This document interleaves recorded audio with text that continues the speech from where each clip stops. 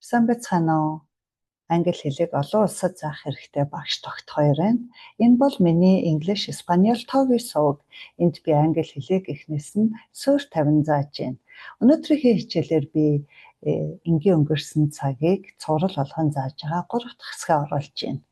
Энд би дөрмийн бус хувирдаг үйл өгнүүдийг заах болно. Төгсгөл хүртэл хамт байгаарай. Шинэ хичээл бүрийг хамгийн түрүүнд үзэхийг хүсвэл subscribe хийж all буюу бүгд товчийг төгчүүлээрэй. Хичээлээ эхлэхийн өмнө би бицхан зар хэлье. Англи хэлний анхан болон дунд түвшний хичээлүүдийг ангиар мөн ганцаарчлан зааж байна. Сонирхож байгаа хүмүүс холбогдорой. Ингээд өнөөдрийн хичээлд оръё.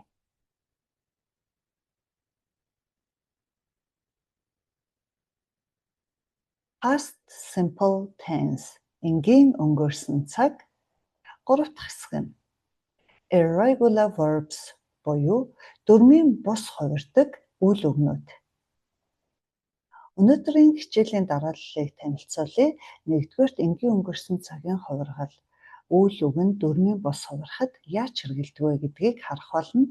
2-дугаарт үүнтэй холбоотой жишээ, 3-дугаарт дөрмийн бус хувирдаг үйл үгсийн жагсаалтыг харна. Энгийн өгүүлбэр. За үүний орчуулга нь бол тэгсэн ингэсэн гэж орчуулдаг.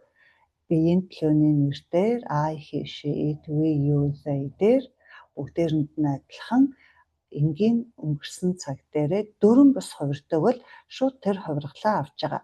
Жишээ нь saw гэдэг үг байна. Харсан гэд the movie last night. Өгүүлбэрийн дэс дарааг харах юм бол 1-р гол үлийн эзэн, 2-дугаарт дөрвөн бус хувирж байгаа үйл үг, 3-дугаарт энэ үйл үгтэй холбоотой хэсэг орж ирээд 4-дүгээрт цаг хугацаа орж ирж байгаа. See the movie гэдэг бол нөгөө нэг киног би кино театрт үзсэн гэсэн утгыг илүү илэрхийлдэг шүү. Үгүйсгэх өгүүлбэр тэгсэнгүй ингэсэнгүй гэж орчуулагддаг гол үлийн эзэн тэгээд did not буюу didn't үйл үг хувирахгүй хэвээрээ see үйл үгтэйгээ холбоотой хэсэг тэгээд цаг хугацаа орж ирж байна. Дэс дарааллыг харъя. 1-дүгээрт гол үлийн эзэн, 2-дугаарт үгүйсгэх хэлбэр, 3-дугаарт үйл үг, 4-дүгээрт үйл үгтэйгээ холбоотой хэсэг, 5-дугаарт цаг хугацаа. Үүний утга нь болохоор өчтөр орой би нөгөө нэг киног кино театрт үзээгүй гэсэн утгыг илэрхийлж байна. Асуухдаа тэгсэн үү, ингэсэн үү гэж асууна.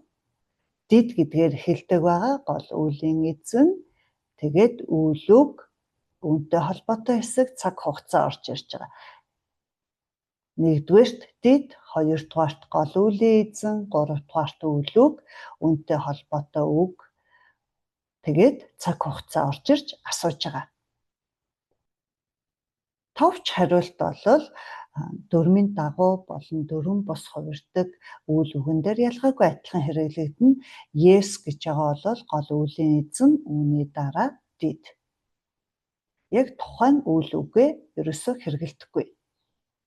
No дээр адилхан гол үлийн эзэн дараа нь орж ирээд didn't.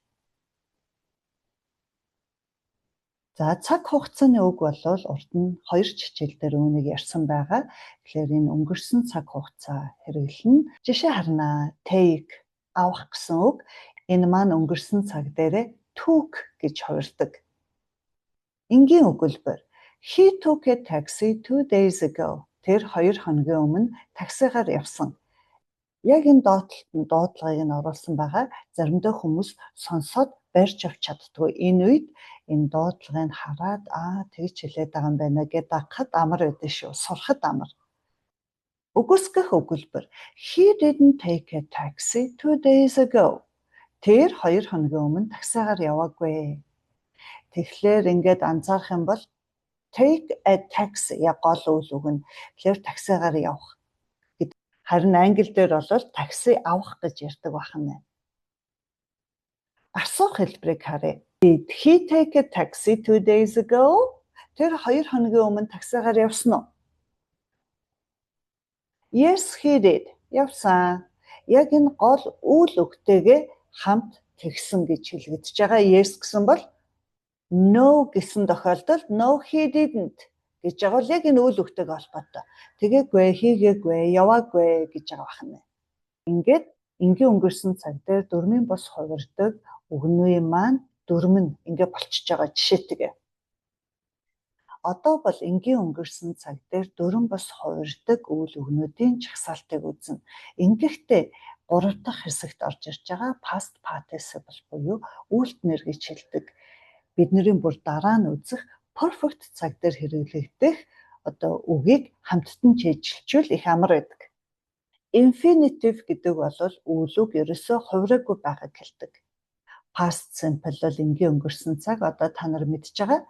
Past participle энэ англиар нь чийжилчүүл бас их амар санагддаг. Одоо энэ бол анхан болон дунд шатанд хоёуланд нь хэрэглэгддэг. Энэ хоёр шатны оюутнууд бүгдээрээ чийжлэх хэрэгтэй байдаг. Тэгэхээр анхан шатныхан бол одоо дөнгөж сурна, дунд шатныхан бол ер нь одоо энийг мэдж байгаа, гадралж байгаа.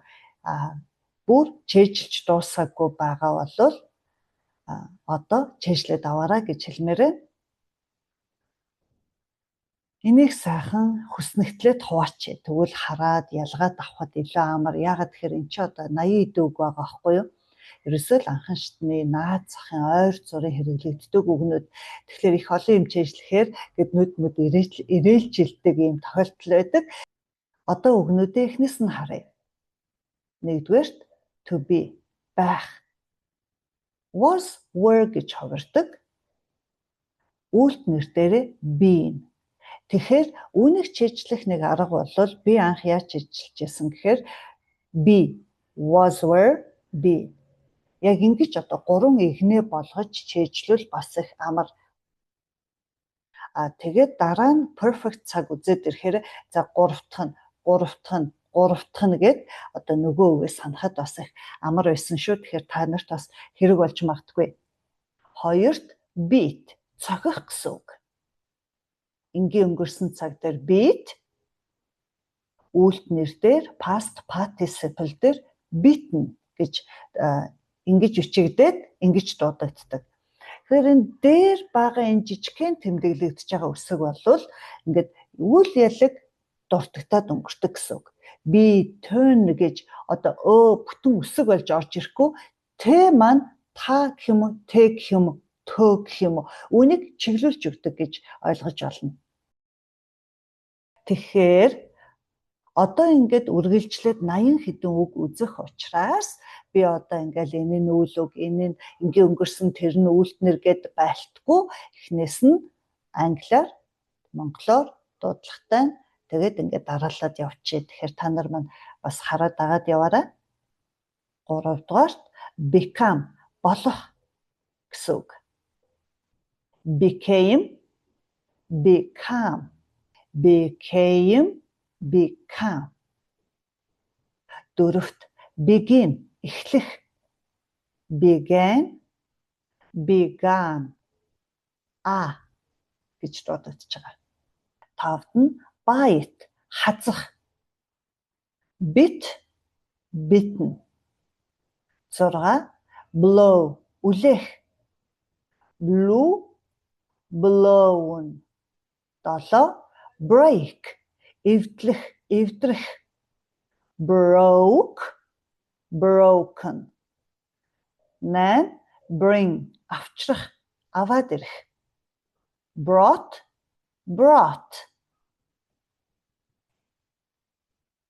Энэ хоёр маань энгийн өнгөрсөн цаг дээр үйлдэл хоёр дээрээ яг адилхан хувиргаалтай байна.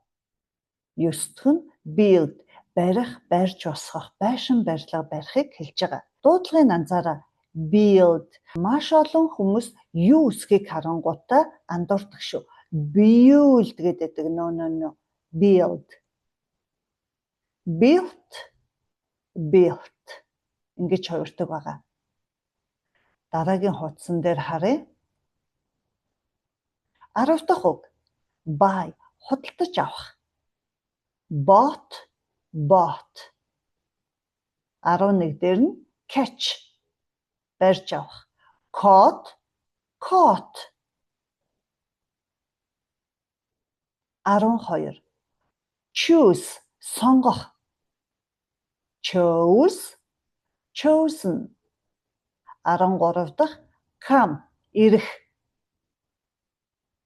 Came, come. 14 cost.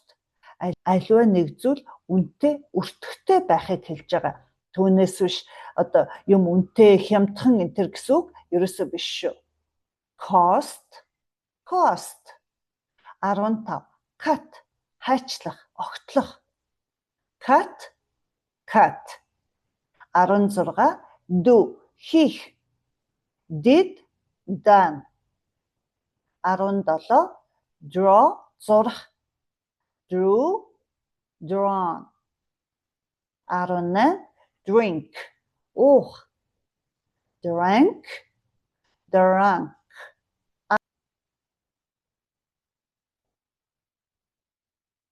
19 drive, жолоодох.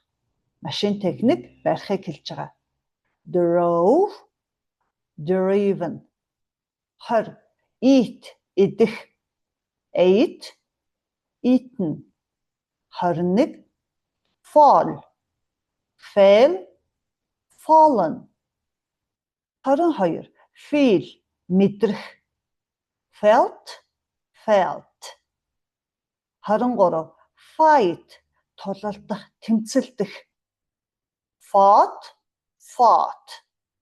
24 find, олох. Found, found. 25 fly, нисэх. Flew, flown.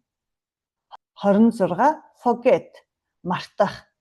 Forgot, forgotten. 27 get, авах. Got, got, gotten. Gotten гэдэг хувилбар нь American English дээр илүү хэрэглэгдэж байгаа.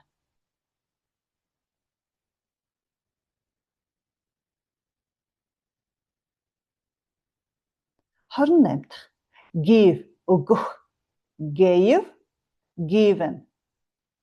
29 go, явах. Went, gone. 30 grow, өсөх, ургах. Grew, grown. 31 hang, үлгөх. Үлгүүр энтер тийм үлгэхийг хэлж байгаа. Hung, hung. 32 have, эзэмших, байх гэсэн үг. Had, had. 33 hear, сонсох. Ерөнхийдөө бид нар анхаараагүй зүгээр ингээд байж хахад чихэнд сонсогдож байгаа ийм зүйлийг хэлж байгаа. Heard, heard. 34 hide, нуух. Hid, hidden. 35 hit, цохих. Hit, hit. За энэ үг маань болохоор альч үедээ ерөөсөө хувирахгүй байж байгаа. Тэгэхээр алийг нь юу ярьж байна гэдгийг яаж мэдэх вэ гэхээр тухайн одоо үзэж байгаа ярьж байгаа цагийн хувиргалыг анзаарах хэрэгтэй. Одоо цаг байна уу? Өнгөрсөн цаг байна уу? Төгс одоо цаг буюу perfect цагийн 3 дахь игнэний үгнүүдийг хэрэглэх энэ цагийн хувиргал байна уугүй юу гэдгийг л харж ялганда. Цаашаага үзье. 36 hold, барих. Яг ингээ барих, гартаа түлхүүр бариад, мөнгө бариад гэдэг шигтэй тийм үед хэрэгэлдэг. Held, held.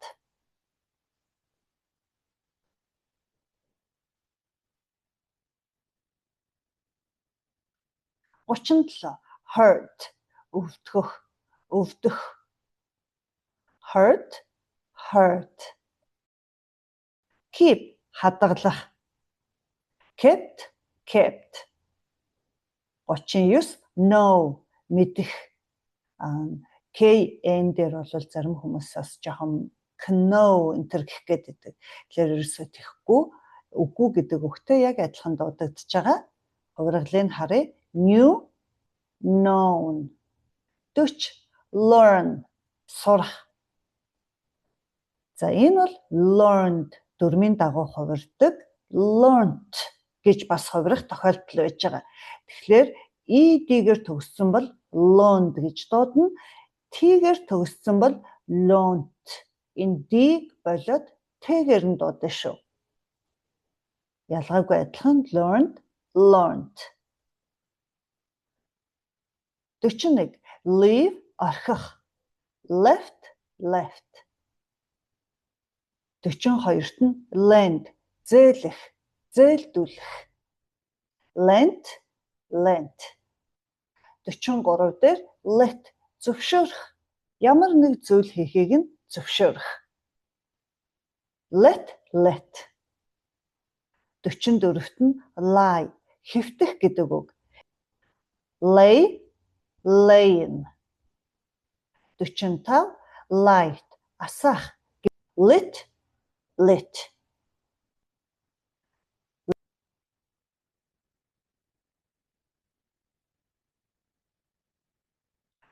46 lose алдах, гээх. Lost.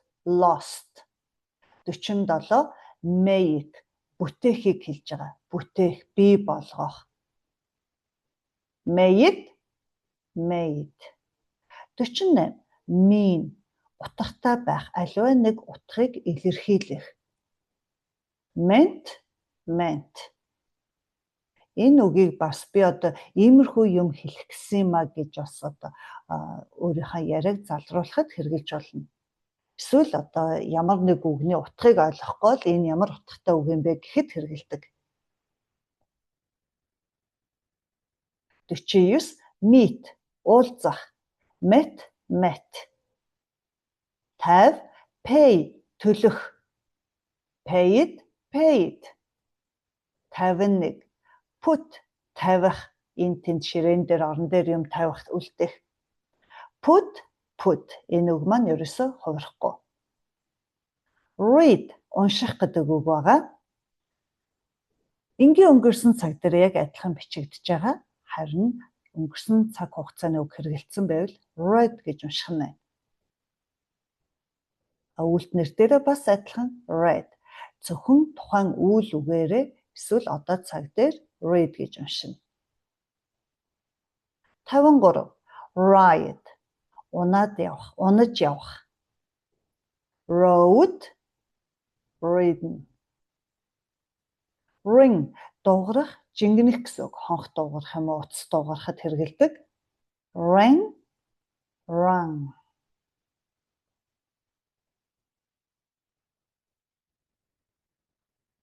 55 rise өсөх, нэмэгдэх. Rose яг нөгөө сарны цэцэг шиг дуудагддаг. Rose. Risen. 56 гүйх. Run. Rain. Run. 57 say хэлэх. Said.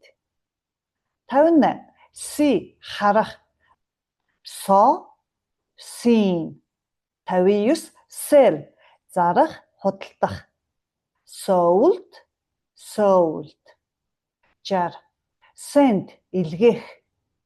Sent. 61 shine гялалзах, гийх. Shown. 62 shoot буудах. Shot. 63 show харуулах, үзүүлэх. Showed. Shown.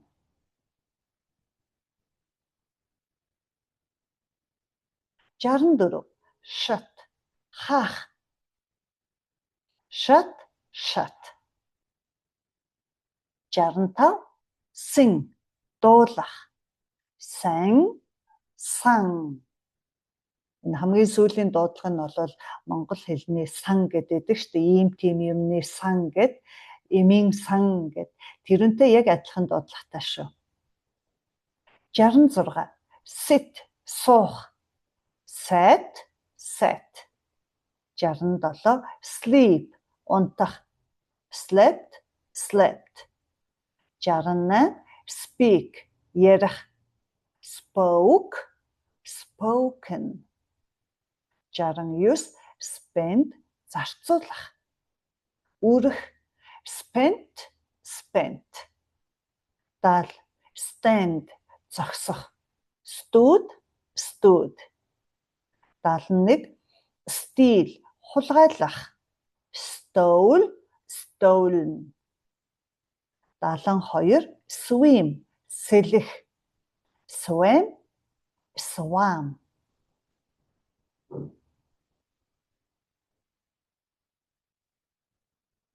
73 take түрүүний жишээ авч ирсэн тийм ээ, авах гэдэг үг. Took, taken. 74 teach заах, багшлах. Taught, taught. 75 tear урах, тасдах. Tore, torn. 76 tell хэлэх. Told, told. 77 think бодох, сэтгэх. Thought, thought. 78 throw шидэх, чулуудах. Through, thrown. 78 understand ойлгох. Understood, understood. За жигсаалт маань дуусах болж байна да. Хамгийн сүүлийн хүснэгт. 80 wake сэрэх. Woke, woken. 81 wear өмсөх, хувцаслах. Бас шил мэл зүүхийг одоо wear гэж хэлдэг. War, warm. 82 win ялах. Won, won. 83 write. Одоо хамгийн сүүлийн үг шүү. Wrote, written. За маш их урт жагсаалт явлаа.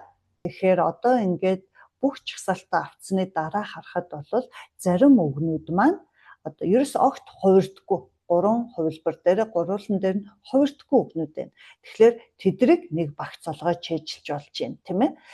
Мөн одоо сүүлийн 2 игнэний үгнүүд нь яг адилхан байж байгаа үйл үгнүүд байна. Тэдрийг нь тусад нэг чийжилж болж байна. Эсвэл тэ эхнээс нь дуустал 83 хүртэл бүр ингээд чийжилсээр пижгэнсээр яваад бас дуусгаж болно. Би болохоор оюутнуудаа юу гэж урамшуулдаг вэ гэхээр хичээл орох болгонд 10-10-аар нь чийжлээд явчих. Тэгвэл их амархан. Нөгөө зовлонгийн түргэн гэдэг шиг тийм ээ. Ингээд өнөөдрийн хичээл маань дуусж байна. Хичээл тамт байсан танд баярлалаа.